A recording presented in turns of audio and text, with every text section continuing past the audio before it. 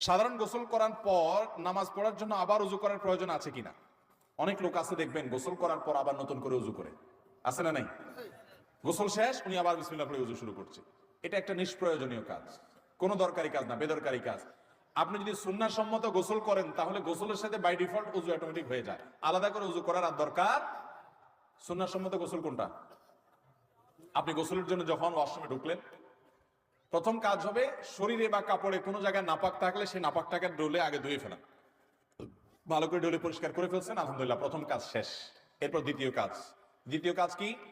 এবার দুই হাতের কবজি ভালো করে ধুয়ে কুলি করেন, নাকে পানি দেন, মুখ ধোন 3 বার, হাতের কনুই পর্যন্ত 3 বার ধোন দুনো হাত, মাথা মাসা করেন।